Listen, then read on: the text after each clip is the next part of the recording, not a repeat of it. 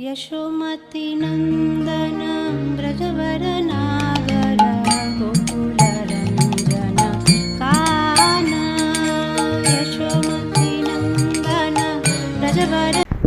So, Hare Krishna. I'm very happy to be back again to your Sangha on this very, very auspicious day of Narsingha Chaturdasi. And my most humble pranam to all the devotees there at ISKCON Montreal. Vancha kalpataru bhayascha kripa sindhu bhayevacha patitanam pavanebhyo vaishnavebhyo namo namaha. Ananta koti vaishnav vrinda ki jai. Jagat Guru Srila Prabhupada ki jai. ISKCON Vartaman Guru vrinda ki jai. Hare Krishna. Today is the very auspicious Narsimha Chaturdasi. It is said in the scriptures that on the day of these Punya Tithis, if we fast, if we serve, render some service or hear Katha, it's the most beneficial. I had read somewhere that a story from some Purana, how there was one very sinful lady who happened to attend a festival in some temple, and just because she had rendered a little service and heard a little katha, in spite of all the sinful activities that she had committed whole her life, at the end of the life a plane came from Vaikuntha and took her, and she was surprised, and she says, what pious deed did I do? And they said, on the very, very auspicious festival tithi, you rendered service in a Vishnu temple and you heard Hari Katha. So hearing Hari Katha, rendering service, like we hear in the Vaishnav bhajans, says, Madhavati thi bhakati janani jatane palanakari. All this tithi, this Ekadashi tithi, Narsingha Chaturdasi, all these festival tithis are bhakati janani jatane palanakari. One should take care and follow it so nicely because they are giver of bhakti. So today on this very, very auspicious occasion, keeping all this in mind, the coming 1 hour, we will meditate and discuss on Hari Katha. So that traditionally it would be right to speak about the appearance of Lord Nrsimhadev, since this is what we are celebrating today. But we'll do something different. Instead of speaking Narsim Katha, we will speak today about somebody who is very, very special to Nrsimhadev. Because Narsimha Katha we are always hearing. It's so popular in, especially in our ISKCON community, right from a toddler to an old man. Everybody's favorite is Narsim Katha. Every drama festival will have Narsim Katha. The children are spoken of Narsim Katha. Jagai Madhai and Hiranyakashipu's Vadha, and all these are certain favorite where drama festivals also we keep hearing and seeing this. But today we will do something that will please Nrsimhadev. Because when we speak about Lord, the devotee becomes very happy. And when we speak about a devotee, then Lord becomes very happy. And today being the appearance day of the Lord, we will make Lord very happy by discussing about his devotee, Prahlad. Because what is so special about Prahlad? How did he attract Nrsimhadev? How this 5-year-old boy could make the Supreme Lord appear? So what are those qualities in him which attract the Lord so much that he came himself? So today we will contemplate and meditate and discuss on this. What are those beautiful qualities of Prahlad Maharaj and that attracts the Lord so much? And the second part of it is, how do we get those qualities? How will we try and acquire those qualities so that we can also attract our sweet Lord's attention towards us?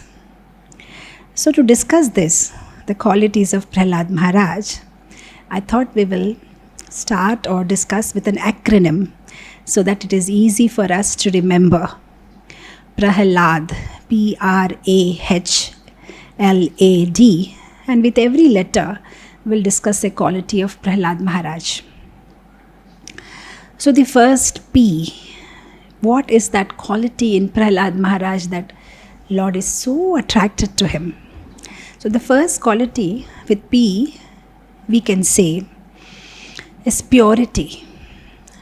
Prahlad Maharaj was so pure. His love for the Lord was so pure, so selfless. As we read the 7th canto of Srimad Bhagavatam, where so many chapters are dedicated to this whole pastime, we see that Prahlad Maharaj's love for the Lord was so pure.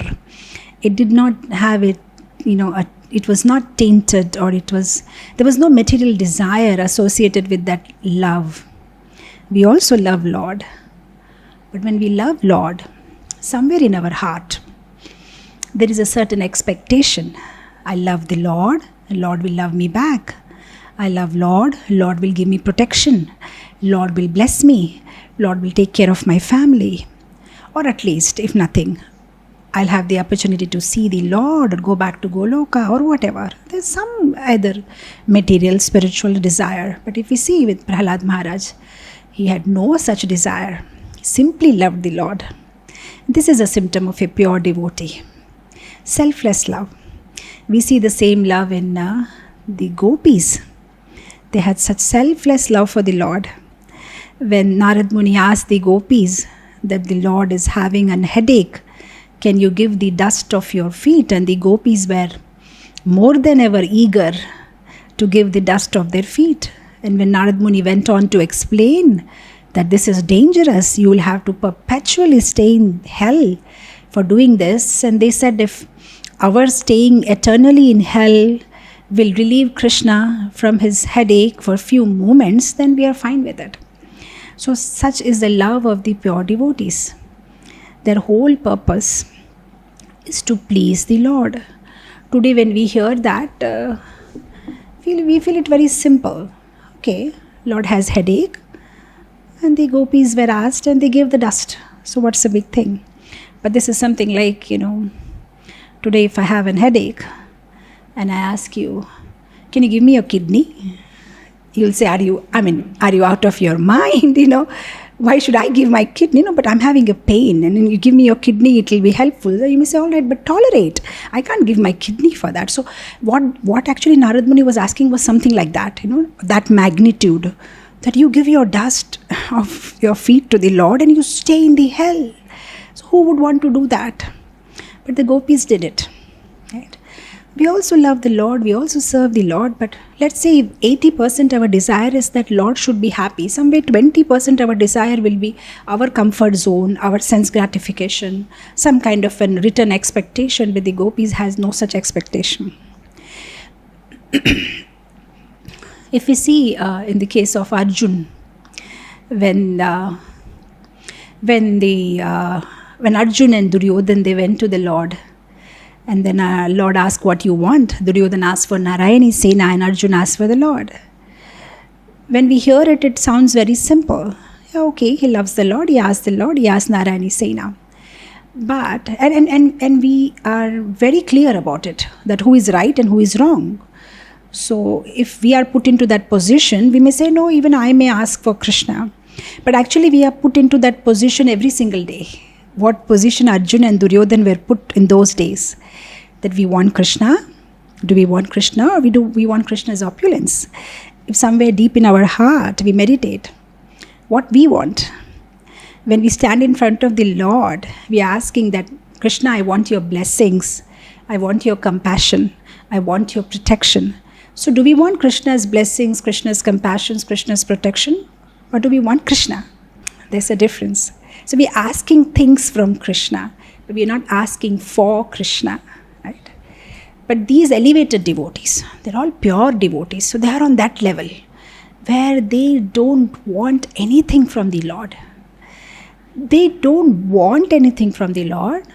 They want to give to the Lord. Like we see in the case of Sudama. He didn't have nothing, tattered clothes, but he wanted to give to the Lord. The whole mentality is, how can I give the Lord? So somehow he collected those puff fries and he gave it to the Lord. So the pure devotee's heart, they want to give Lord. They want to serve Lord. They don't want anything from the Lord. So that is the love of Prahlad Maharaj. What's the proof? We see after this whole pastime is culminated, Narsimhadev comes and then he kills Hiranyakashipu, and then he very lovingly asks Prahlad that what do you want? And Prahlad says, my Lord, I'm not a businessman. I haven't made a business transaction with you that I love you and then you give me something in return. I don't want anything. And then when Narsimhadev insists, ask something you ask. Then he says, okay, I want that I should never want anything. I want that I should never want. I should never have any material desires. Whatever the little tinge of desire left in my heart, please take it away, my Lord. That is what I want. So such was the pure love of these devotees, whether we see Arjun, we see Sudama, we see gopis, or we see Prahlad Maharaj. Their love is on such a high level. I'm reminded of the story which I heard in my childhood of this one king who was, celebrating his birthday. So he said, on this day, I'm so happy. I just, open the gates of my palace. Come in and whatever you touch will be yours. So people start running the moment the palace gates are open, and somebody's running to the treasure, somebody's running to jewels. But this one man goes and touches the king. And then he tells everybody else, stop. They said, what happened? Then he said, look, do you all believe everything that is there in this palace belongs to the king? And they said, yes. And he says, but now I have touched the king. So the king belongs to me. And as a result, whatever is there in the palace belongs to me. And I don't allow anybody of you to touch. So you kindly leave the palace. Now everything belongs to me. So the devotees of the Lord, they have Lord with them. As a result, everything is with them. But it's not that they worship the Lord with that intention. It just happens naturally. But they don't want anything except the Lord. I remember once hearing Mahavishnu Maharaj's class. I think so. It was his class, and he was very funnily telling that once Lord was in a good mood and the Lord was sitting and giving benedictions to everybody. So everybody had formed a line. And everybody was coming one by one and asking for something. Oh, my Lord, I want a beautiful wife. Okay, done. I want car. Okay, done. I want this. Okay, done. And then one man comes and says, but I want you. And the Lord says, oh, you want me? Okay, come on this side, stand. And then he continues, yeah, next. Yeah, what you want? Yeah, next, what you want? So now this man who's standing, after some time he asked the Lord, they're asking for materialistic things. And you're giving them quick.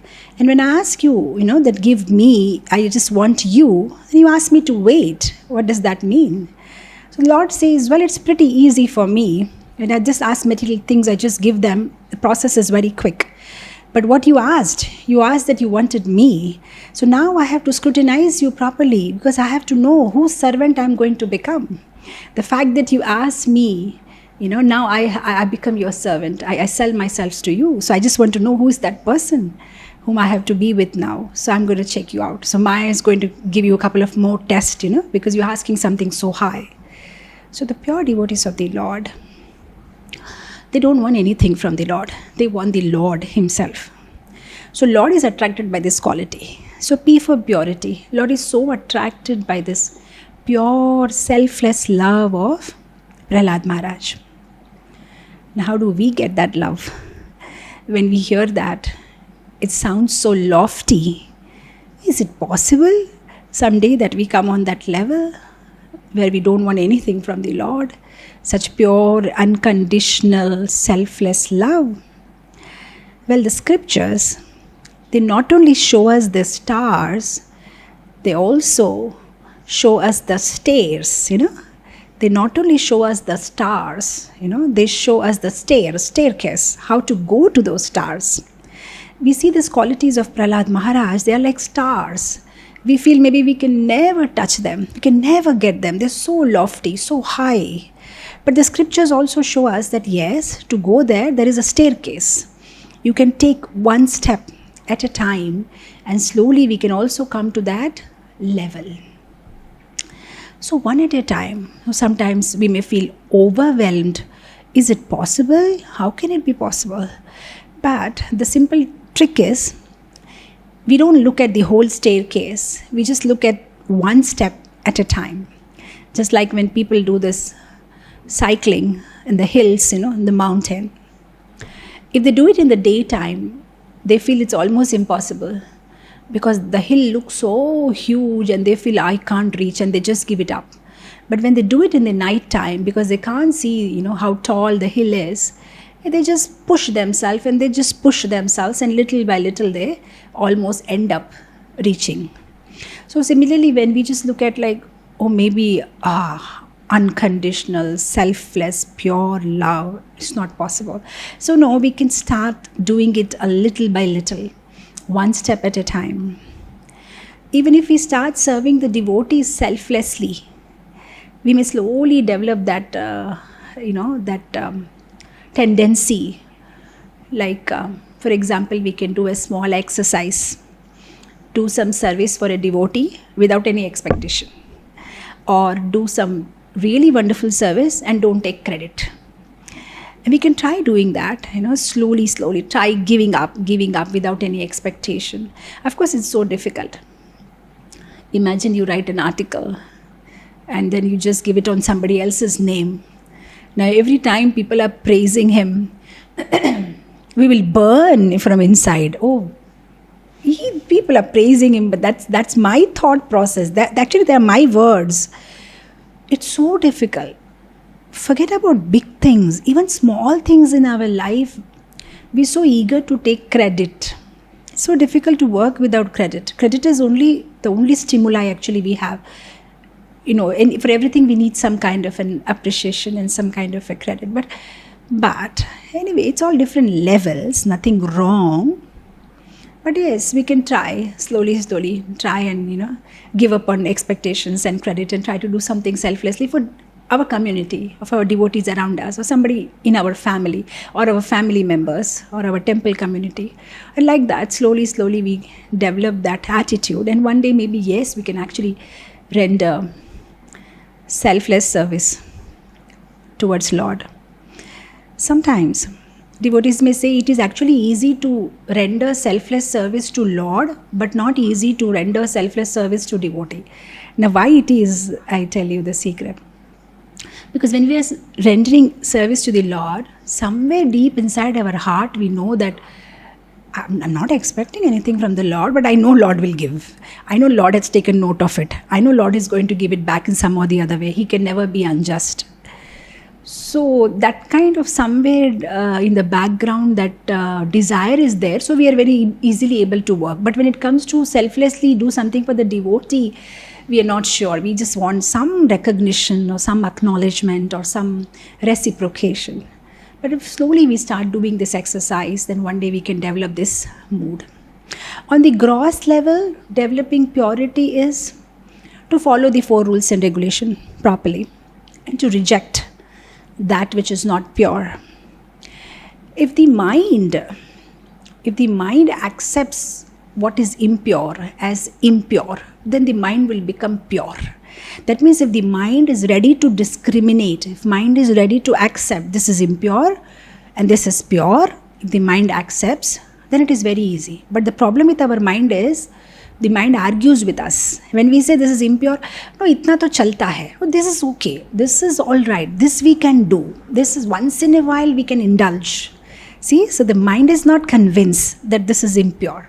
The day the mind is convinced that this thing is impure, when the mind accepts the impure as impure, then the mind will become pure.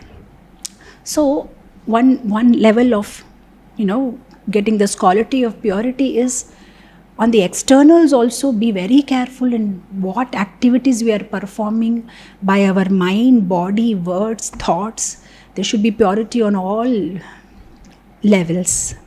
And we reject that which is impure. Jiva Goswami says in his Bhakti Sandarbha that for pure devotees of the Lord, rejecting the impure and accepting the pure happens very organically because of preeti, because they love the Lord. But in sadhakas like us, it doesn't happen naturally. It doesn't happen because of preeti, because we don't have spontaneous love for the Lord.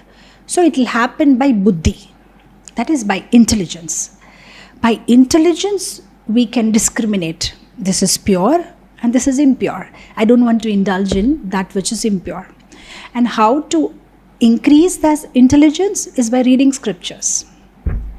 So when we read scriptures and when we associate with devotees and we make our intelligence sharp, then by our intelligence we can discriminate, we can reject the impure and we can accept the pure.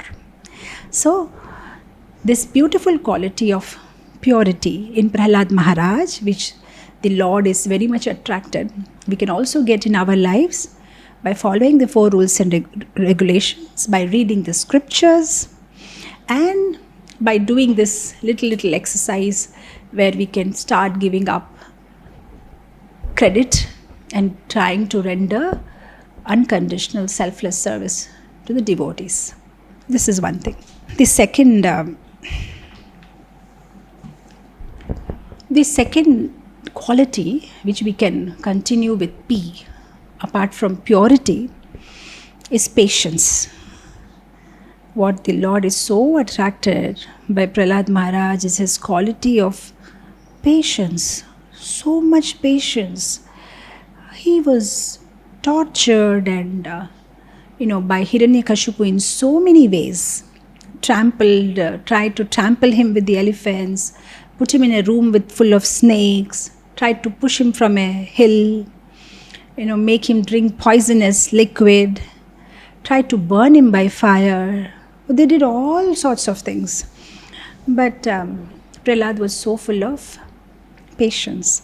And this quality of Prahlad is so attractive. Never once he was like, enough is enough. I already tolerated so much. I can't tolerate anymore. Now it's enough. I'm going to, oh my Lord, are you seeing? I'm just remembering you and this is the situation you put me into. Is so much patience, Even if we just joined ISKCON and maybe just a couple of years and we already have so many expectations from the Lord. I've been chanting 16 rounds for the last 5 years, 10 years. And this is how you protect me. You're not protecting my family from COVID. You're not doing this. You're not doing that. We have so many expectations. The pure devotees of the Lord, they have patience. Those who have patience, those who have enthusiasm, they are in sattva.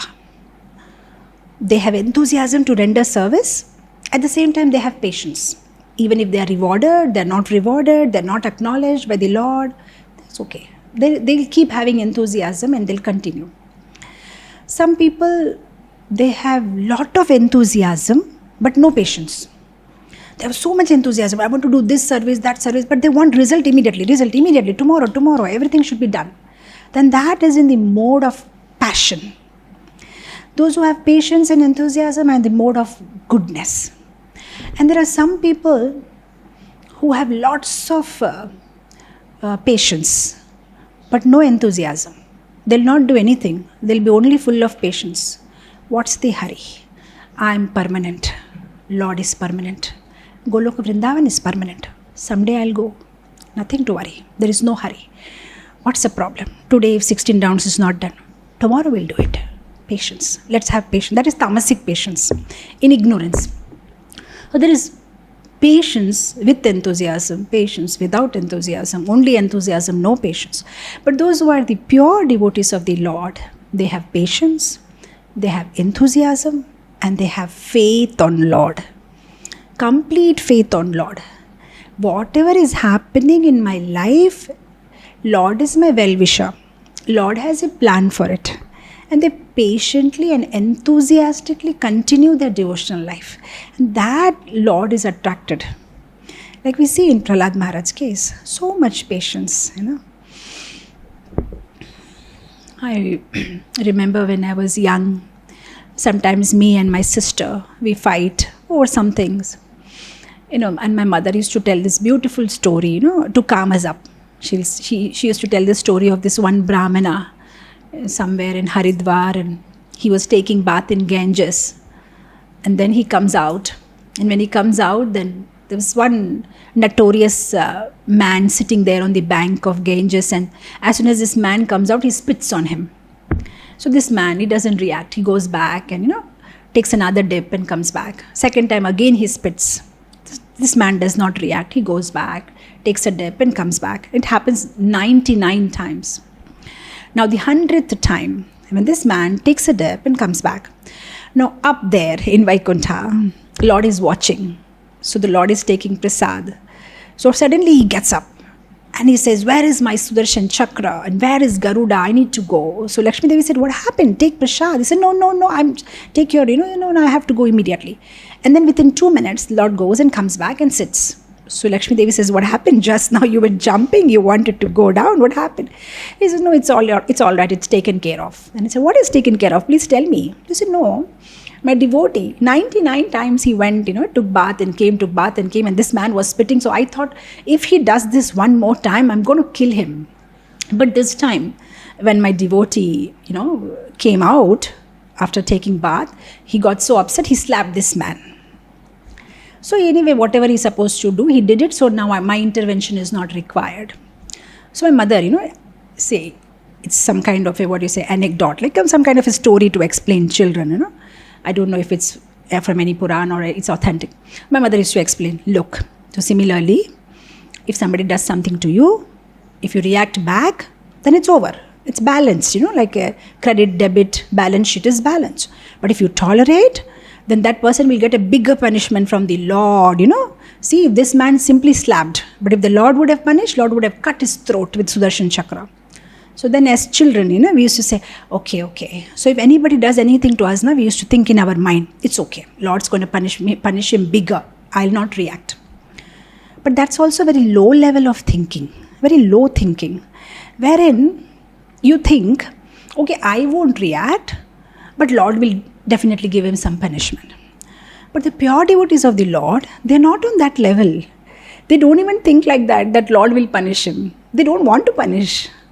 Like we see in the case of Ambarish Maharaj, in the 9th canto, we see this pastime, where Ambarish Maharaj does not think in his mind, Durvasa Muni did this to me, oh Lord is going to definitely, give him a lesson. In fact, he says to the Sudarshan Chakra, I'm ready to give the fruits of all the pious activity that I have performed so far. Please take it and please relieve Durvasa Muni. Please, protect him. Please relieve him from this heat. What an amazing devotee. What an amazing devotee. So that the pure devotees are on that level. So much patience, so much faith they have on the Lord.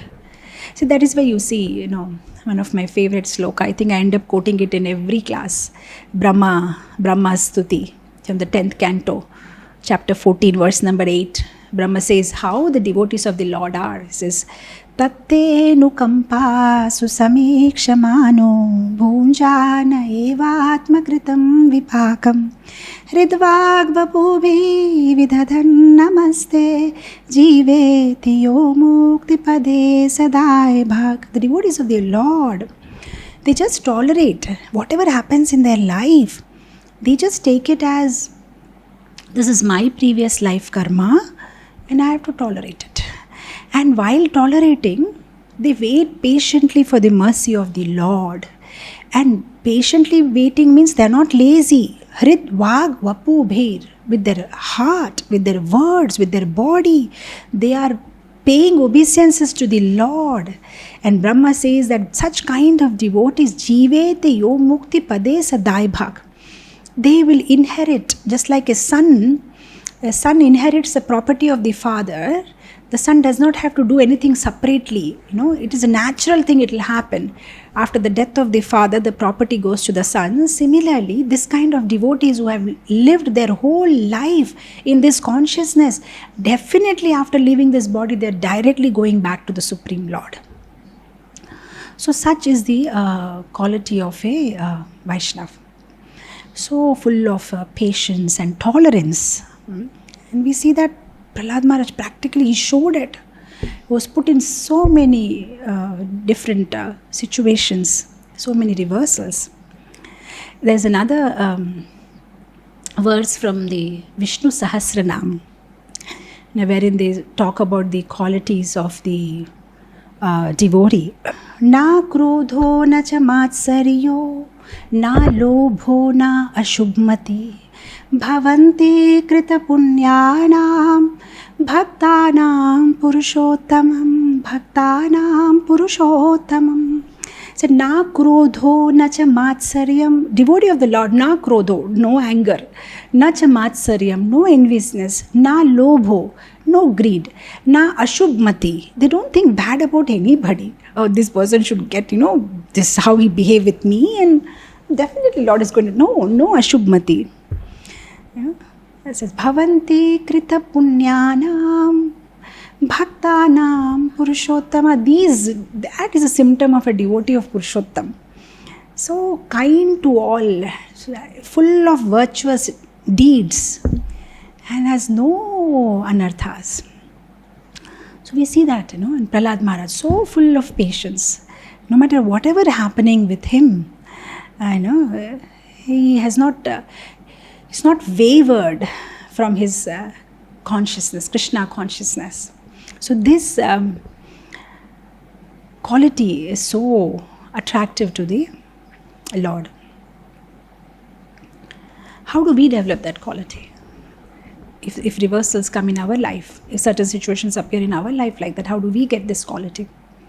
So what we can do is, whenever we are put into a certain situation, there are three things by which we can come out.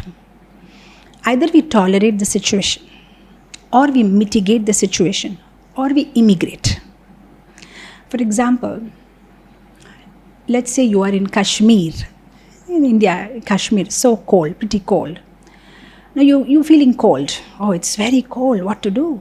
So now there is one thing. Either you tolerate. I consciously selected to come on a vacation to Kashmir, and everybody knows Kashmir is cold. So many hills, and it's pretty cold here. It's going to be cold, so you tolerate. You know that. Or you mitigate. Oh, it's cold. Let me take a sweater. Let me take a shawl. Or you immigrate. Oh, it's cold here. I don't like it. Let me go. Let me go to South India. It's not cold there. This is how we manage every situation. Like we see in Srila Prabhupada's life. He tolerated. He had to keep his fruits and his bhoga along with the non-veg items in the fridge of Gopal Agarwal and Sali Agarwal. He tolerated. Certain situations, he mitigated. He fought. Like we see when the Bombay Juhu land property, he had to fight with Mr. N. Prabhupada fought tooth and nail and he won. Or in certain situations, we see Prabhupada immigrated. When he saw in India, nobody was, the Indians were not so serious and they were not following his teachings. So then he just left for America and he started preaching there. So devotees also can use this 3-tier formula to come out of any situation. But then in Prabhupada also you see that he doesn't have the animosity feeling. When Mr. N died, Mr. N's wife was pursuing the case. And after some time she gave up. She saw that, there's no use now. Prabhupada is going to win it. Then she just paid obeisances and she said, sorry, Swamiji. And Prabhupada immediately accepted and said, don't worry, I'll take care of you. You are like my daughter. This is something amazing. Somebody gives you so much trouble. And the very next moment, because Prabhupada was not fighting with Mr. N. Prabhupada was fighting for Krishna. So for the whole point is not about getting even with people. The whole point is about how to get out from here. And Prabhupada is so clear about it. Okay, what do I have to do with her? I got the land, I'm done. And he immediately forgive her. So the devotees of the Lord, the pure devotees of the Lord have this quality. Patience. So we understood P for purity, and the other thing is P for patience. The other tip to get this quality in our life is, if we keep small things small and we don't make small things big, then we can develop this tolerate, the quality of tolerance. Sometimes what we do is, see, there are so many battles in our life, but we don't have to fight every battle. We have to be picky about which battle we are going to fight, right? For example, if, especially in India, there are lots of crowded trains. In a train compartment, in a train bogie where there can be 50 people, they accommodate 200 people. And sometimes there's so much pushing and pulling and all. Now imagine if somebody's pulling you or somebody's pushing you. How do you react? Now one way to react is keep the small things small. Okay, forget about it. I just have to stay here for half an hour. Let my station come and I'm just going to get out of it. That's one way of doing it. Second thing is that you feel, no, I'm going to fight it back. How dare he pushes me? I'm going to push back and I'm going to... Yeah, you can do that, but keep the big thing big and the small thing small. Imagine you just busy pushing and you just pass the station where you were supposed to get down. You miss it. Then what's the point? Or imagine you simply tolerate and it comes to such a level that they actually push you out of the train, you are out on the platform. That means there has to be a fine balance. There has to be a fine balance of which battle to be fought and which not to be fought. So one has to pick up what they want to do, right? Sometimes what the world sees externally may not be our report card. See, sometimes devotees may ask this question. Okay, we tolerate and we be patient in our materialistic life or materialistic dealing, but sometimes even when we are trying to do something for Krishna, right? We are trying to do some service for Krishna, but when there is no reciprocation or if we are not able to do what we want to do, we may get disappointed. How to keep patience at that time? But the whole point is, it's not always about trying to reach our target in Krishna consciousness. Sometimes it is about ourselves touching the target. For example, let's say you have made a target that you're going to distribute 1,000 books on this marathon, and you are on your bookstall and you've been waiting from morning till night and nobody turned up and nobody took even one book. So now you may feel that you lost it. And externally, the whole world will feel that you lost it. You couldn't achieve what you wanted to. But actually, internally, so many things happened. Because you could not sell, you became humble. Because you could not sell, not even one person came to take the book. Maybe you read of whole of Bhagavad Gita sitting, nothing to do. Or maybe it made you more patient. So many other good qualities you developed in your heart just because you were not successful externally. So sometimes it's not that whatever we see externally is our report card. Sometimes Krishna wants to work in our inside. So it's a success. So maybe the whole world may think we failed, but we actually passed. Like we see in Srimad Bhagavatam about how Indradyumna Maharaj, by the curse of Agastya, he became Gajendra. We see Chitraketu Maharaj, by the curse of Parvati, he became Vritsasur. And we see in the case of Bharat Maharaj, because of his attachment to deer, he became a deer. So externally, the whole world may feel that they failed. From a human body, they came down to an animal body, a body of an elephant, a body of a deer, a body of a demon. But in that body, they had consciousness which was higher than the human consciousness. So sometimes maybe Krishna just wants to work on your inside. It's not always about external success. So those who are devotees of the Lord, they understand this and they are patient. They know, they allow the Lord to have a free hand to do whatever treatment he wants to do. And they are patient. If we are not patient, and if we don't have this understanding, then what is the difference between us and materialistic people? Like we very proudly, especially in our ISKCON devotees, we are we use this lingo. They are karmis, they are karmi, we are bhaktas, So they are karmis means they don't have this knowledge and they're not surrendered to the Lord and they don't understand that everything, has a plan. And we are bhaktas. That means we have faith on the Lord. That means we have patience. If we have faith, then we have patience and we have tolerance. So this beautiful quality of Prahlad Maharaj, Lord is attracted. Patience and purity. We'll go to the next quality. Respectful. Prahlad Maharaj was so respectful. even to one who is trying to kill him every single day. Even though he had difference of opinion with Hiranyakashipu, but he was never at any point of time disrespectful. He was so respectful to his father. When we read those verses in Bhagavatam, he says, "My dear father," he says, "Oh great, greatest of all the demons, Asuravarya, the greatest demon." So beautifully he addressed his father with so much respect. This is one quality the Lord is attracted. Actually, the moment we become pure, let's say, we just heard P for pure and then we become pure, the second thing that follows is we start demoning everything that is impure. And we start thinking ourselves to be very pure. That is one disadvantage. We immediately think, and we start looking down about that which is impure. For example, today is Narsimha Chaturdasi. We are all fasting. Very nice. It's something very nice and auspicious. We are fasting. But if we start looking, going to the Prasadam hall and start looking at those devotees who could not fast. Some devotees cannot fast. Some fast with juice, some fast with, fruits and all. And if we start looking at them and we start thinking great about ourselves, sinful people could not control even one day of food. See how they are eating, right? Could not control the belly. See how that guy is eating, how that devotee is eating. Then what we are basically doing is we are fasting our body but feasting our ego.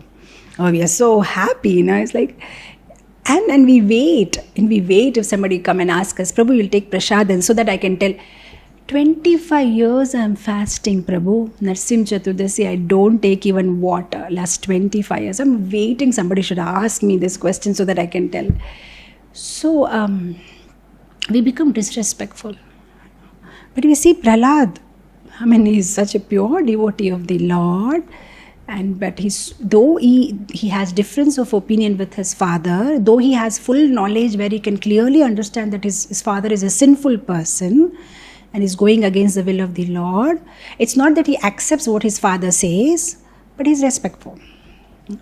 We see in the Chaitanya Charitamritam also how Chaitanya Mahaprabhu also, he was so respectful. Even though Mayavadis. No, this one thing also in ISKCON, we talk very loosely about demigods.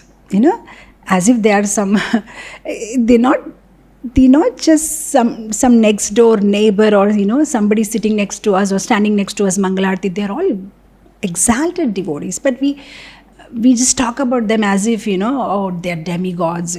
They're also great. They're helping the Lord in taking care of the whole affairs of the universe. And we speak very loosely about Mayavadis. We can have a difference of opinion, but we shouldn't be disrespectful. Chaitanya Mahaprabhu respected Keshava Bharati. Chaitanya Mahaprabhu was standing there with his students in the bank of Ganges, and he was just giving some class, and then Keshava Bharati walks in, and Lord is so respectful, and he tells him that, "Do you like to speak something glorifying Ganga?" Immediately he gives him respect, not that he just continues with his class and you sit down in my class and you hear. And then we also see with Sarvabhauma Bhattacharya, though he was speaking Mayavad, Lord just listens to him for 7 days and then only Lord speaks. So we see that. And Prakashananda Saraswati, though he was a Mayavadi, but when Lord went to meet him, Lord was sitting down where people wash their feet. And then they were asking Lord, no, you are a sannyasi Mahashaya, please sit on the high pedestal. He said, no, I'm fine here. So Lord was so humble and so respectful. So this one quality of the devotee Lord likes very much, when they are respectful. The problem with us is the moment we get a little better, we start looking down upon others. I remember, I like this example by Niranjan Maharaj. One of his classes, he was saying that after a Sunday feast, when you take prasadam, and then you go and wash your hands, and after washing hands, there are many devotees who are standing in a queue to wash hands. So the moment you wash your hands, you start looking upon that person who is last in the queue. He look at his hands, so dirty. Okay, his hands are dirty. Your hands were also dirty. You just wash them. Okay, his hands are dirty, but he's in the queue. And just after some time, his hands are going to be washed. So that fault-finding mentality, we look at people and, he's like that and he's like this. But okay, they're all in process and everybody's going to get cleaned and everybody's going to wash their hands. So this quality the Lord likes when we are respectful. So we did 2. P for purity and patience, R for respectful. Coming to A.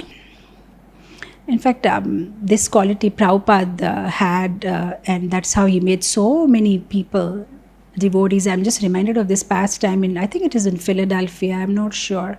There was one place where ISKCON had a center, and when Prabhupada visited that center, next day morning when Prabhupada was going for a walk, so Prabhupada just turned right and the devotees were like, Prabhupada, not right, turn left, we should not go that side, and Prabhupada said, what happened? I said, no, there's this old lady, our next door neighbor, and she's not very cooperative. But Prabhupada doesn't listen and he just walks right in the lawn of that lady, and that lady is sitting in an easy chair, and Prabhupada starts talking to her and very respectfully and very nicely. She's an old lady. And then Prabhupada has all that old man talks, one of my teeth is now, I had to remove this teeth, and how many teeth you have, and what is your granddaughter doing, and like that, and Prabhupada is so nice to her. And at the end of it, Prabhupada says, so we have a program in the evening. Do you like to come for the program? And she says, yeah, I'll come. And the devotees are surprised that we never had good relations with her, and see how Prabhupada did it. So, he had this technique of, it's being nice and being respectful to people. So A for affection. Prahlad Maharaj had this such beautiful quality. He was so affectionate, so compassionate. He wanted to preach to all those asura, demon children. He wanted to give them Krishna consciousness, and he was not discriminating, or he was not having this, they're all meat eaters, This one thing we have to also teach from the very young age to our children also, to be respectful to everybody. I remember when my younger one, of course I'm talking something which is 15 years back, maybe my younger son. I think one of his teacher was... he used to drink tea or coffee or something. So very young he was at that time, maybe 4 years or something. And he says, Mummy, they're coffee drinkers. They're coffee. And I was having a laugh as if drinking coffee. They're coffee drinkers. They drink coffee, I mean, the way our children are in this, for them, everybody who takes tea or coffee or onion or garlic are, oh my God, sinful, Then I had to tell him, they drink and they take tea and coffee. Not everybody can follow this or something. I had to. So, so like that. So Prahlad Maharaj was not of that mentality, they are all meat eaters. I don't want to talk to them. I don't want to associate with them. He was so compassionate. He sat with them and spoke to them and hours together and taught them. And then he was dancing with them and he had so much compassion. No, somehow I have to bring them to Krishna consciousness. So this devotee has this nature of paradukha dukhi. Paradukhe dukhi. Somebody is suffering, let me give. Like Prabhupada had this mood of Prahlad Maharaj. I mean, he could happily stay in Vrindavan, but he still left the cozy rooms of Radha Damodar temple and traveled all the way to the US just to help everybody, help others to come into Krishna consciousness. So affectionate. That is one quality of a devotee. You see in Bhagavad Gita chapter 12, Krishna says, Advaishta sarvabhutanam maitra karuna evacha nirmama nirahankara sama dukkha sukha shami santushta satatam yogi yatatmam dridanischaya. So many beautiful qualities he says of a devotee. And out of that one quality is maitra. A devotee means maitra. He is friendly to all. He is affectionate to all. Elsewhere in Bhagavad Gita 11.55, Krishna says, Nirvaira. My devotee, Nirvaira Sarvabhutanam. My devotee is Nirvaira. He is friendly to all. He is not vairi. He is not inimical towards anybody. And he has affection for Sarvabhutanam. Everybody equally. Now, I remember this pastime of Sant Ekanath. In Maharashtra, there is one very famous saint called Ekanath. He's a nice saint. Everybody knows him. One day he was making chapatis. So he's making chapati, taking out from the fire, putting down in the plate, putting some ghee, is going on. Now, when his attention was, drawn somewhere else, a dog comes and takes away one chapati and runs. Now Sant Ekanath, he runs behind the dog. He took the chapati, he has taken the chapati and is running behind the dog. Now everybody is surprised. Ekanath is very detached just for one chapati, making such a big issue. So then one man called him and said, Maharaj, Sant Ekanath ji, why are you making such a big issue about it? After all, it's just one chapati. Let the dog take it. Then he says, no, you don't understand. That chapati does not have ghee. I'm running back with a spoon of ghee. I just want to put ghee. Otherwise, what will be the taste? He will not enjoy it. I just want to put ghee. That's why I'm running behind him. And they got amazed. Oh my God. He just want, oh come on, okay, dog. Forget about animosity. Why did he take my chapati? Oh, he won't able to relish it. There is no ghee in it. And that is the stage of the devotees of the Lord. They have the same affection for everybody. They want to help everybody. And they don't blame anybody. For A, we can take it as an affection, or we can also take it as they have no animosity on anybody. If you remember in the Canto 1 of Srimad Bhagavatam, chapter 16th or 17th, I'm not sure, this pastime of where the Kali Purusha is beating the bull and the cow is crying, and just, beating mercilessly the bull. And then Parikshit Maharaj asks a question to the bull. And he says, what is the cause of your suffering? Now imagine if we are in the place of that bull and somebody asks you, imagine, somebody is beating you and somebody asks you, what is the cause of your suffering? And you will say, are you crazy? What kind of question this is? Can't you see? He is beating me and I'm suffering. Simple. But what was the answer of the bull?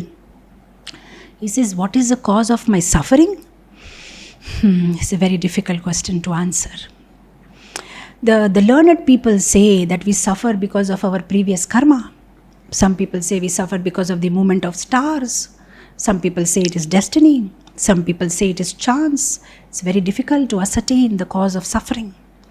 Then immediately Parikshit Maharaj says, bravo, what a beautiful answer you gave. Instead of pointing out, he didn't simply say, I'm suffering because this guy is beating me. Those who are materialistic people, they will immediately point out finger on the nimitta, the immediate cause, what is disturbing us. They will just point out the finger.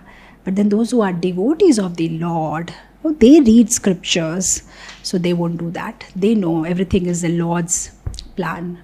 See, it's not only about reading scriptures, it's also about application.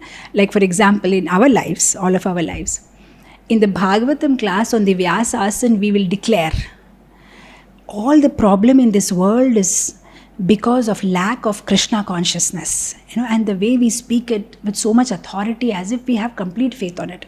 All the problem in this world is because of lack of Krishna consciousness. But the problem in my life is only because of that devotee. If you are convinced about this, that means the problem in your life is also lack of Krishna consciousness. But no. The whole world is suffering because of lack of Krishna consciousness. I am suffering because of this devotee. No, we are also suffering because of lack of Krishna consciousness. We are not able to see Krishna in the heart of that devotee.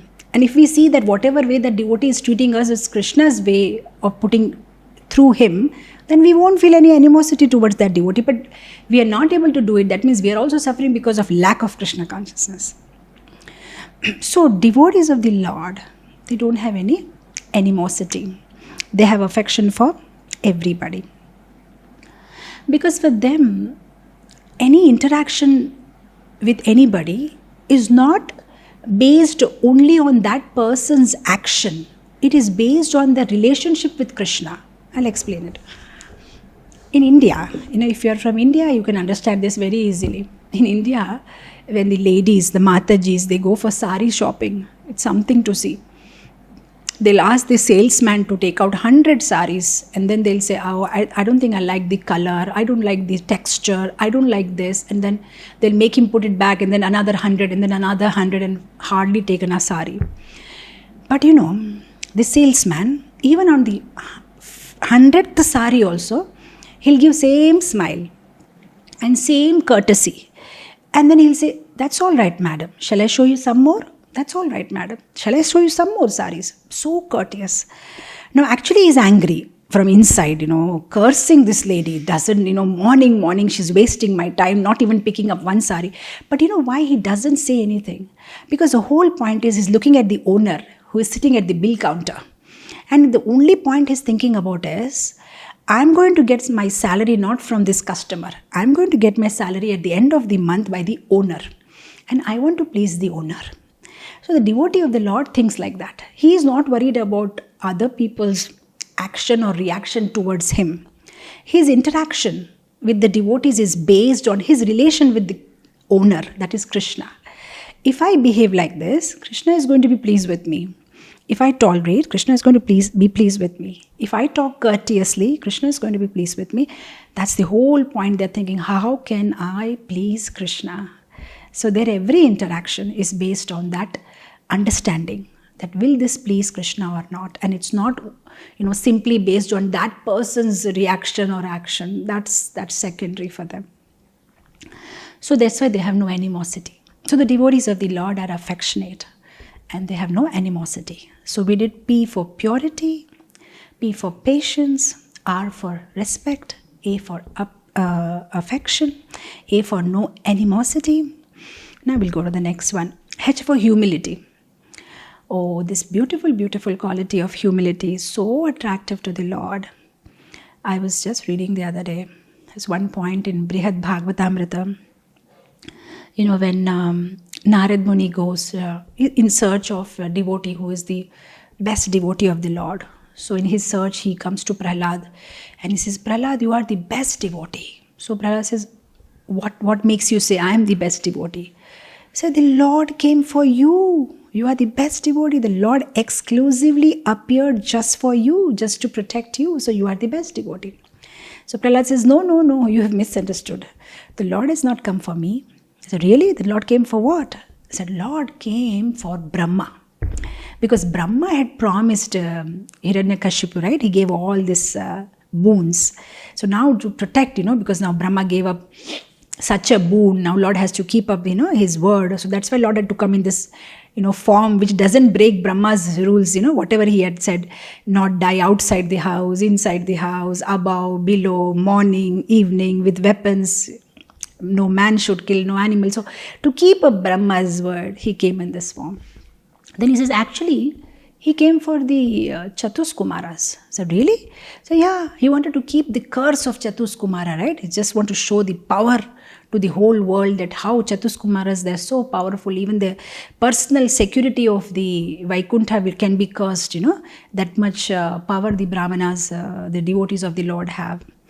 And then Prahlad says, but actually he came for Jai Vijay. Because this Jai Vijay are the security of the Lord, and now he was missing them in separation, because now they came as Hiranyaksha and Hiranyakashipu. So he's missing them a lot. That's why he came to see them, what they're doing, how they're doing. And he just wants to finish it up quickly so that they come back for his service. So he didn't come for me, he came for Jai Vijay. No, he didn't come for me, he came for Chatuskumar. No, he didn't come for me, he came for Brahma. Then he says, no, he came for you, Narad Muni. He came for you. Because he wanted to show the whole world that, see how my devotee Narad Muni is such a powerful preacher. Even a son of a demon he made into devotee, because he was preaching to Kayadu, and Prahlad was in the womb, So he said, just to glorify you. Then he says, well, actually the Lord came for himself. I said, really?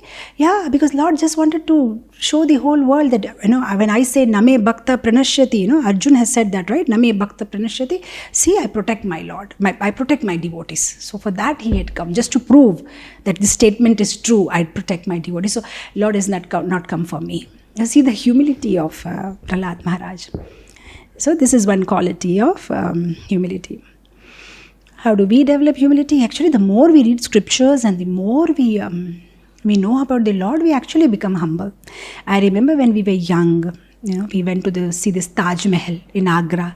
Now, at those days where there were no cell phones and all, we used to have those professional photographers. And then they'll make you stand in such a position, and then you have to keep your two fingers like this. And they'll make a photo wherein you will see that the Taj Mahal is inside your two hands. And I still have that picture, I was in class 7 or something. Just posing like this, and then they bring out the picture where Taj Mahal is just inside your two fingers. And we were so happy seeing that, Polaroid camera, immediately the picture comes out. But then when we actually walked and, went inside, and then I saw, oh my God, this is huge. It can't come inside my 2 fingers. So from a far off thing, you may see a mountain or something is so small, but the moment you get closer and closer, you understand how big it is. When we read more and more and more, and then we understand how insignificant we are, and then we naturally become humble. And this regard, I'm just reminded of something connected to Tamal Krishna Maharaj. Just other day, I think Tamal Krishna Maharaj's appearance day, 75th year anniversary they are celebrating. So yesterday some devotee wrote to me that please send a Vyasa Puja offering. And then I was just contemplating on different pastimes of Tamal Krishna Maharaj. And then this one pastime I liked very much where, Prabhupada is telling, I think it's in Los Angeles, where Prabhupada is saying that 3/4 of this world is spiritual world, and only 1/4 is material world. Imagine how big this whole creation must be. And in that 1/4 material world, there are so many innumerable universes and galaxies, and there are innumerable solar systems and planets. And out of that innumerable planet, there is one planet called Earth. And in that one planet called Earth, there are so many continents. And in that one continent, there may be so many cities, and in that one city called Los Angeles, there may be so many streets. In that one street called La Boulevard, there is one old church building, which is now a Hare Krishna temple. And in that old building, in one room, this Tamal Krishna who is sitting here thinks himself to be very great. And then all were laughing, So then when I was hearing this, I was just thinking, oh my God, how insignificant we are. And if we keep reading and regularly hearing, then it is reinforced in our mind that we are so insignificant, and that will keep us humble. That's why they said Vidya Vinaya. When somebody Vidya Vinaya Sampanna, when somebody gets knowledge, then they actually understand what's their position, and that makes them humble. Right? Like they say, the tree with lots of fruit will have branches which are which bend downwards because they have lots of fruit. It's quite heavy. We see pride, then we understand they have no knowledge. And we see humility, then we understand, okay, because with humility, you know the real picture, where we stand. Okay, so P-R-A-H and then L comes learning. Prahlad Maharaj was, it was not only that, he did some Bhakti Shastri course under Narad Muni and that was it. He got his certificate, but he actually applied it in his life, and that is so special. That is why you see Sanatan Goswami, he was praising Haridas Thakur. He said, Kehu kare achar, na kare prachar. Kehu kare prachar, na kare achar. Oh, some people, they talk, so much philosophy, but they don't apply in their life.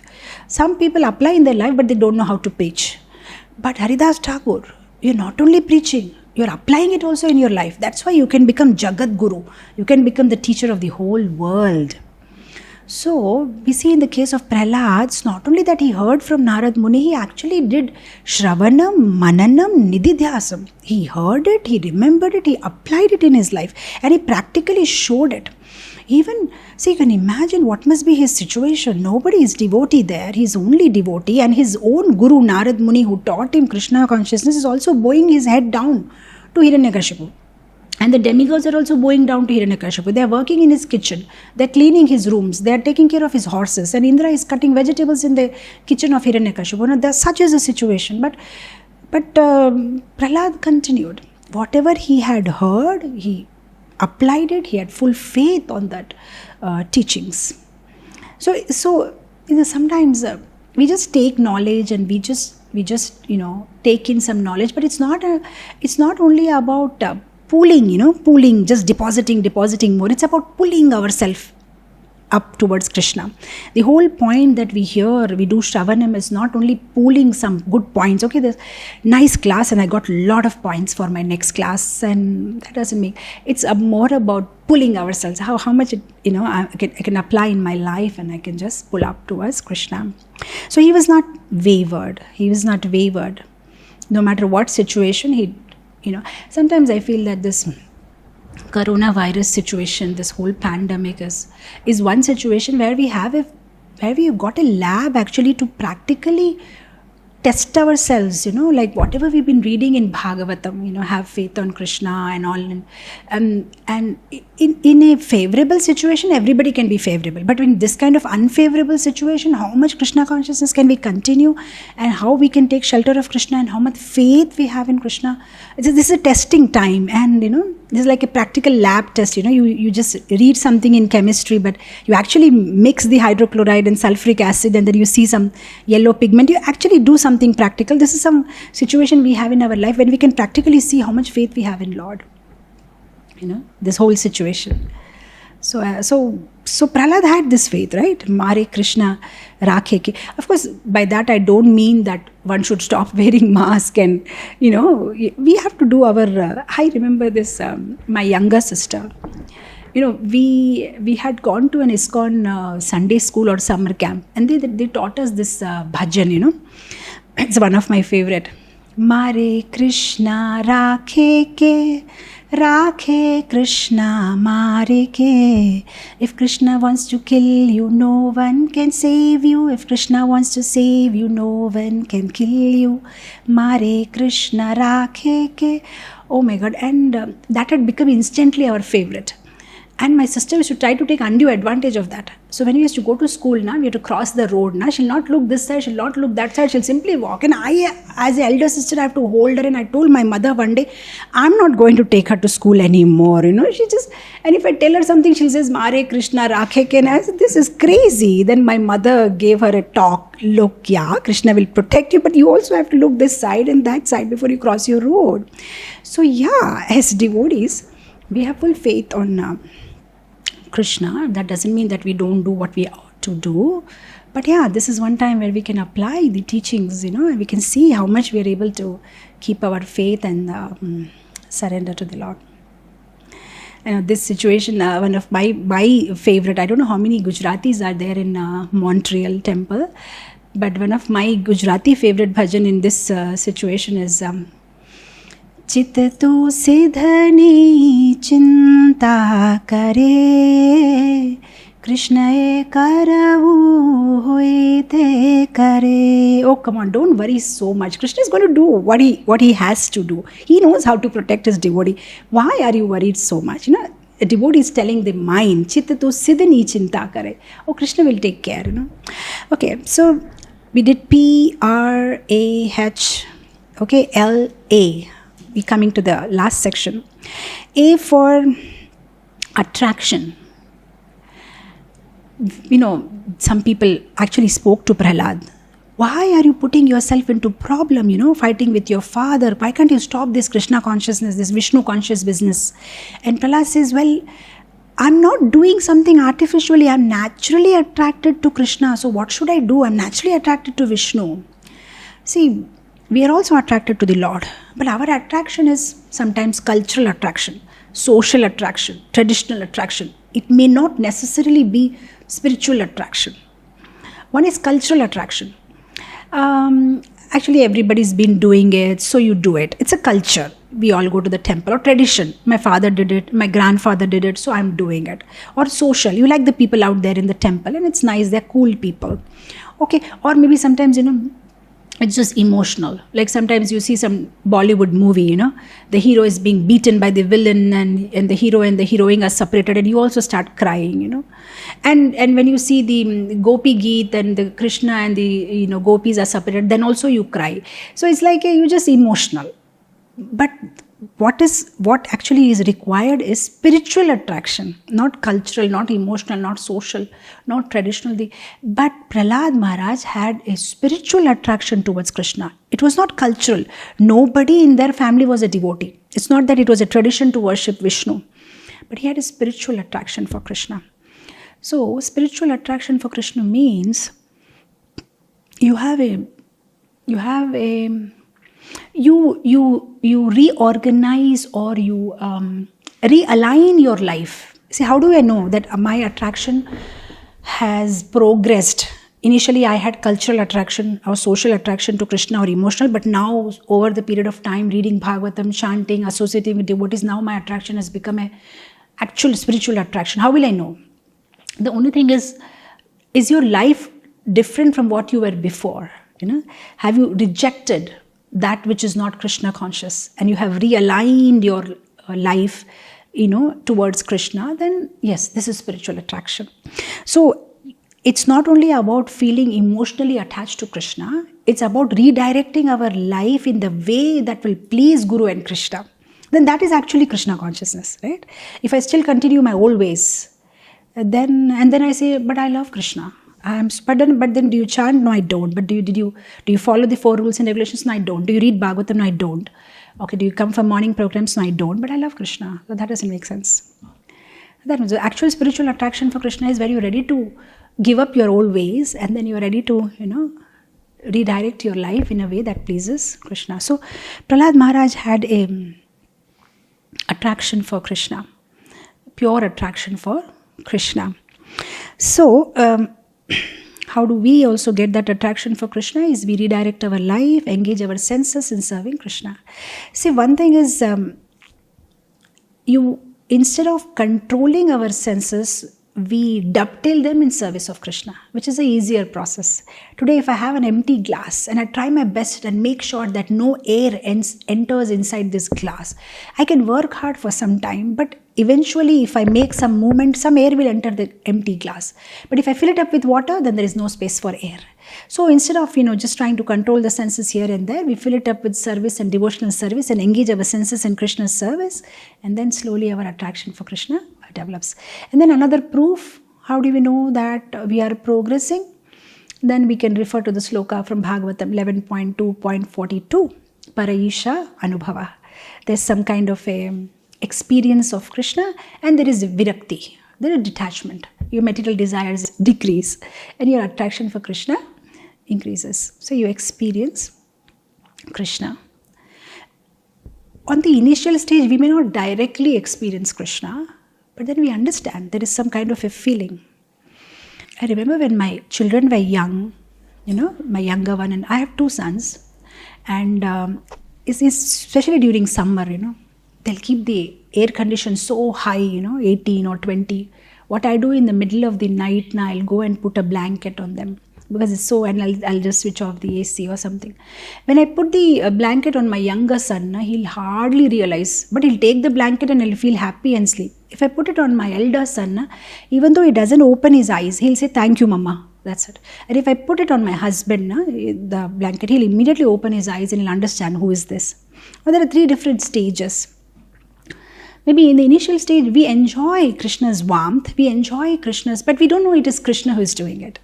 And then after some time, maybe we understand it is Krishna doing it. We acknowledge, but we can't have a direct experience.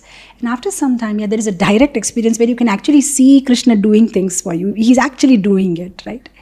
So like that, as one progresses in the spiritual then they have that Paraisha Anubhava. So Prahlad Maharaj had this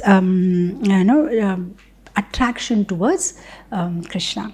And if we also want to develop that attraction towards Krishna, we have to, slowly read scriptures. And just like we exercise if we exercise, our muscles grow. If we keep continuously reading scriptures and all, then our attraction towards Krishna grows. Also, one way is when we see everything in this world in connection with Krishna, then this world is no more a distractor. It becomes a pointer towards Krishna.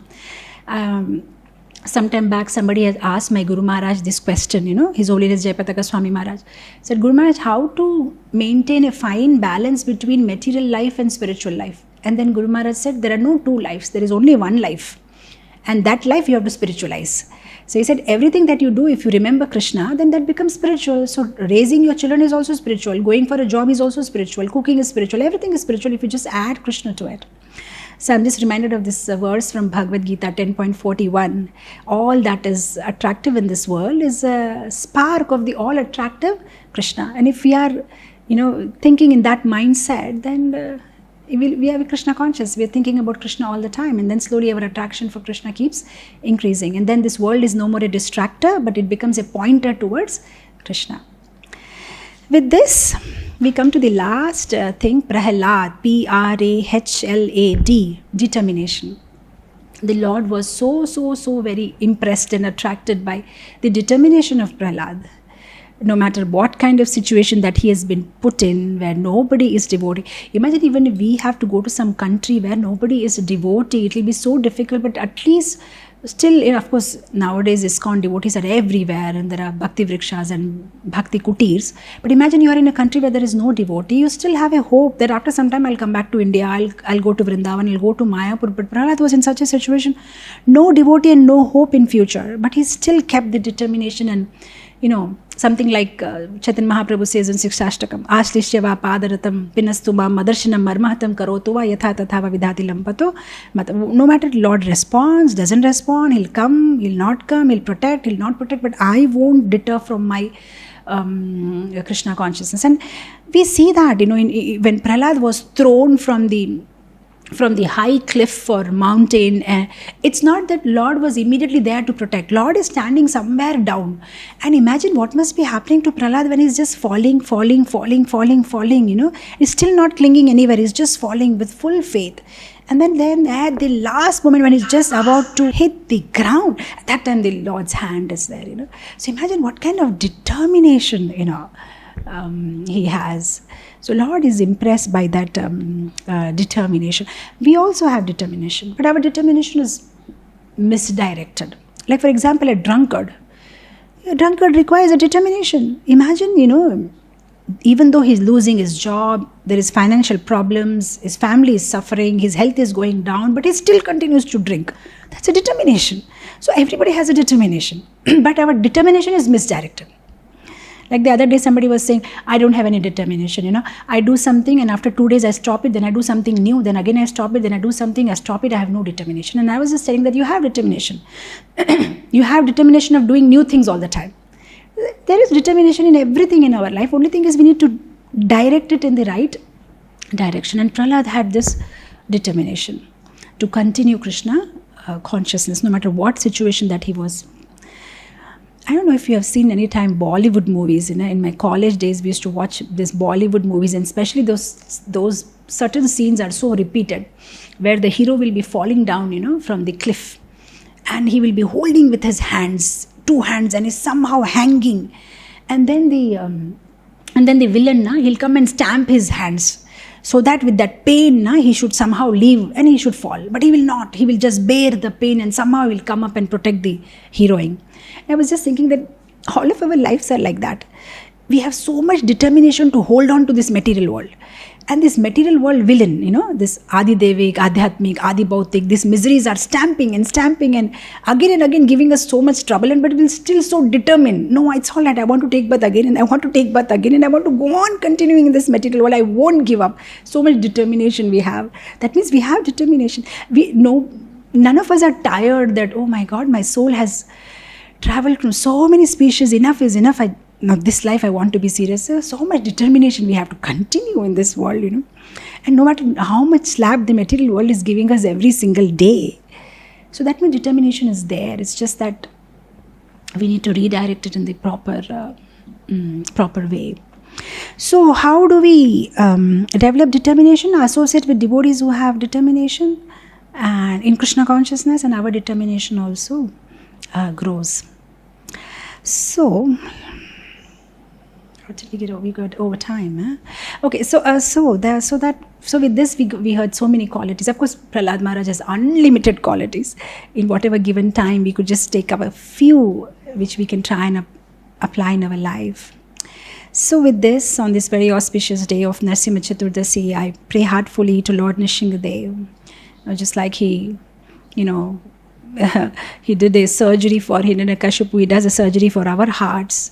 And all these asurik anarthas and all mentalities, get killed. And we get blessed with these qualities, even a fraction or 0.% of the qualities that Prahlad Maharaj has, and that we can use it in our spiritual life and render devotional service in the way that pleases Guru and Krishna. And with this, I end it here. Thank you so much. Nrsimhadev Bhagavan ki jai, Prahlad Maharaj ki jai, Srila Prabhupada ki jai. Hare Krishna. Thank you so much. Maybe take one or two. There's people who raised their hand already. It's okay? Yeah, okay, bro. Thank you. So there are two questions here. One thing is that you asked if the Lord appeared in Ahobilam, or you have heard that he appeared in Pakistan. So there are two answers for this. One is what I heard. I think it was Jayadvaita Maharaj. I don't know. The senior devotees in this forum can correct me. I think they wanted to publish an article in Back to Godhead magazine, and when they went and asked Prabhupada that did he appear in Ahobilam or then did he appear there? There is some controversy, and then Prabhupada said that, why do you want to restrict him to one place? Lord can appear wherever he wants to. So I'm just paraphrasing it, but this is what he said in some way. And of course we are singing Ito Narsingha, Parato Narsingha, Yato Yato Yami Tato Narsingha. Lord Narsingha can appear anywhere. Again, having said that, the second part of the answer is that there's so many times Nrsimhadev appeared. It's not just one time, in so many kalpas, in so many different times. So there may be different kathas. Maybe this kalpa he's here now in Ahobilam he appeared. Maybe some other time he appeared in somewhere else also. So we can't say that, like for example, some many years back I was hearing this pastime of how, Prahlad, whom we spoke about today, he was a young man who was a businessman in his previous life, and then how he had taken shelter of a mandapam in a forest, a place, a abandoned Vishnu temple one night on his business trip. But that place was unclean, so he cleaned it up and then he took rest. And because he had cleaned up a Vishnu temple, and that day happened to be a Narsim Chaturdasi, that's why in the next life he happened to become Prahlad. Now people may ask question that when Prahlad has not become Prahlad here, yet how Narsimha Chaturdasi happened? So the whole point is, every time a different person becomes Prahlad. Every time, Nrsimhadev comes. And also these yugas, they are cyclic. So sometimes in Satyuga also people worship Krishna. So maybe in Dwapar Yuga also they may worship Nrsimhadev. So sometimes it goes, it's not always Satyug, Treta, Dwapar, Kali. Sometimes it's other way around also. So there are so many different stories. Sometimes in some Kalpa Nrsimhadev appears like this. Sometimes in some Kalpa Nrsimhadev appears in a different form. Like that. Like coming to your second question, which is a follow-up. Like here, Nrsimhadev here is completely different. In Vishakhapatnam, he is a Varaha Lakshmi Narsimhadev. So he is a combination of Varaha Rupam also. And then I have heard in Orissa there is Bidal Narsimha. It's not a lion, a cat, Narsimha with a cat and human body. So like that there are so many forms of, like in Ahobilam, when you go there, we had a good fortune of going to Ahobilam just a couple of months ago. In January end we were there.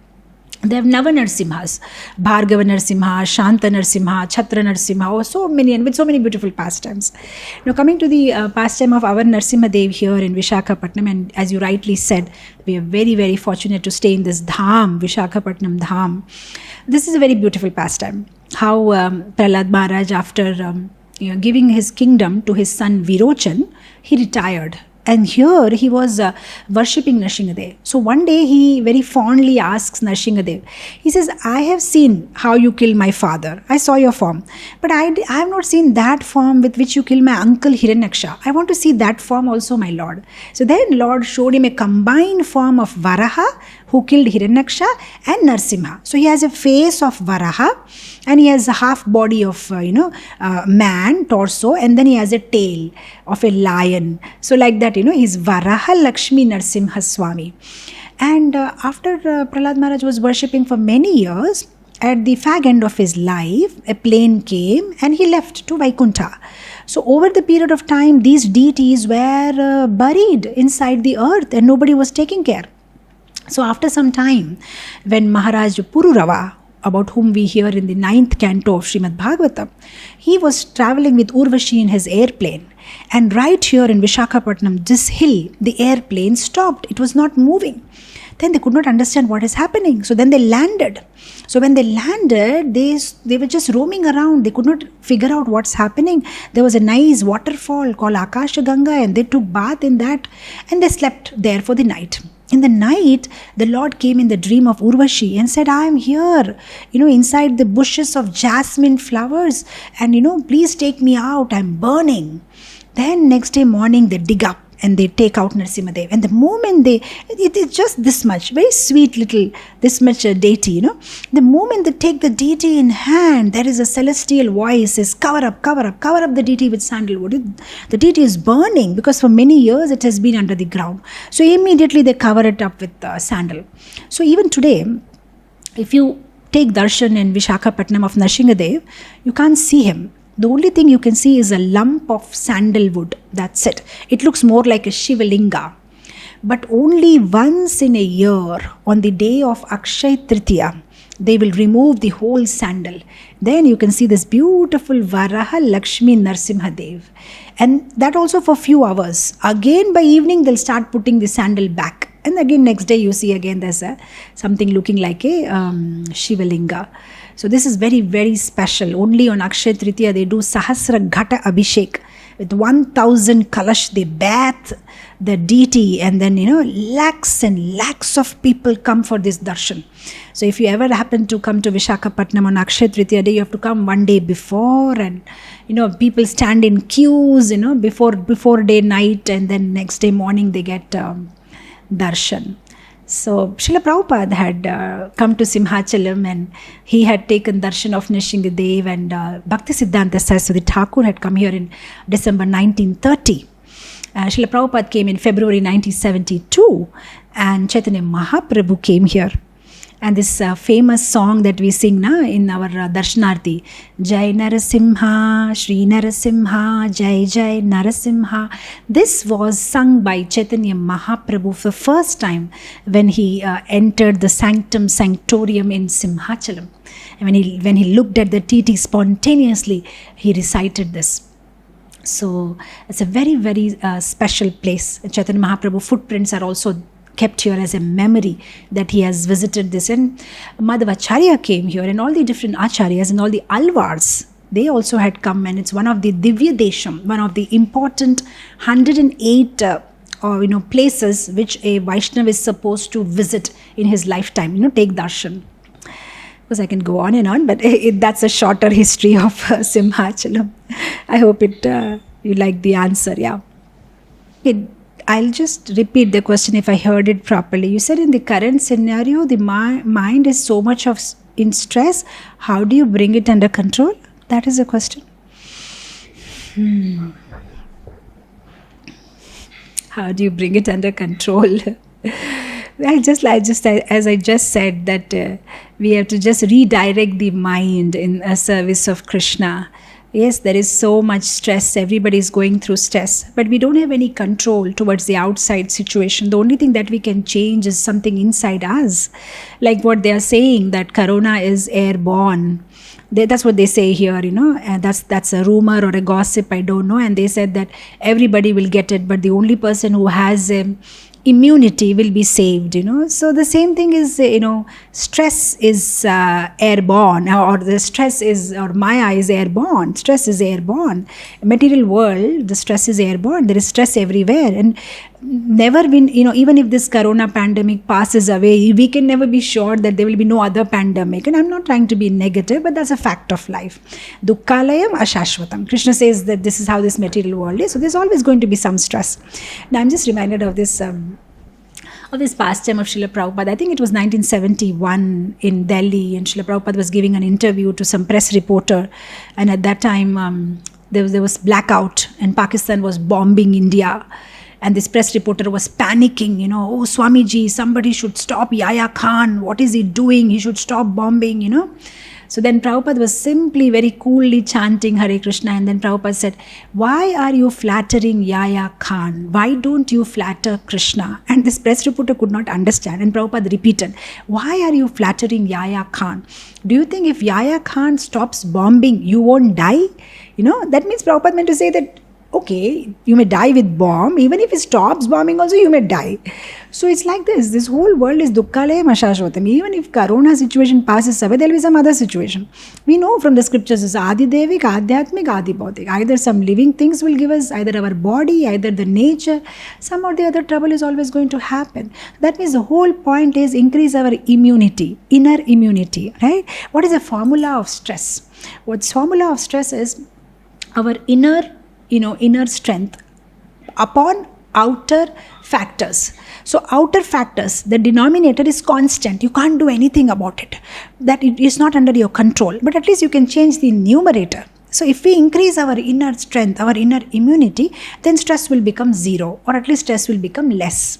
That's it. So just increasing your inner immunity. Increasing inner immunity means making yourself prepare for all situations, and that will happen if we constantly take shelter of the scriptures. When we read the scriptures, see, scriptures, they give us so much relief, I should say. No, I'm just reminded of this, when Yudhishthir Maharaj and Pandavas, they were in exile, they were meeting different sages, and they were hearing scriptures, So at one point of time, Yudhishthir Maharaj was very sad because Jayadratha had tried to kidnap Draupadi, and somehow they had, they got Draupadi back from Jayadratha. So he was in all anxiety. So at that time, I think it was, I'm forgetting the name, Matanga Rishi or somebody. I just hope I got the name right. I'm forgetting. Not Matanga. The Rishi who was having a, lifespan of 7 kalpa. I'm forgetting his name. Who had a boon, that he will live for 7 kalpas or something. So they were having a discussion, and he was reading the Ramayana. So there, this pastime comes where Sita is being kidnapped by Ravan. So then Yudhishthir is being consoled by this, Muni, and he tells him, look, even the Supreme Personality of Godhead's wife is also kidnapped. So why are you so much worried if your wife was kidnapped, He's just consoling Yudhishthir Maharaj, and I found it very interesting. So something like that, when we read scriptures, we understand everybody is put into difficulty. Everybody, even one who is the father and mother of the Supreme Personality of Godhead, even Devaki and Vasudeva were also put into difficulty. They were also crying. They also faced. Even Pandavas, who are the best devotees of the Lord, they were also put in difficulties. You see, devotees like Tukaram was also put in difficulty. You see, Narsim Mehta from Gujarat, he was in difficulty. Mirabai was in difficulty. Jayadev Goswami, he was in difficulty. You just name it, and Ramanujacharya, they were trying to poison him. Madhavacharya, they were trying to kill him. Or every devotee, everybody was, put into difficulty. Whether devotee, non-devotee, everybody who is there in this material world will be put into difficulty. So why do we think you and me won't be put into difficulty? Who are we, Everybody will be put into difficulty. So when we read scriptures, and we take shelter of scriptures, and we understand and we associate with devotees, and part should do the part. We should do our part and leave the rest to the Lord. Actually, I gave a very interesting lecture on this topic. I think it is tips to overcome anxiety. Is it not? And I also gave another class on tips to overcome fear. Especially gave it because, this pandemic situation. So if you like, you may just go through these two classes where I gave so many tips, the reason for fear, the reason for stress and anxiety, and then what we can do, a step-by-step process to manage it. We may not be able to eradicate it completely, but how do we manage it in a proportion which doesn't hamper our health and our physical and spiritual, mental health. It will be helpful if you can go through that class. Yeah.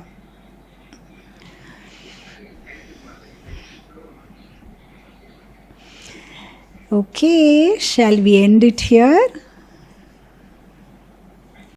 Krishna, Krishna, Krishna lage. Sab Krishna, Krishna, Krishna lage. Sab Krishna, Krishna, Krishna lage. Sab Krishna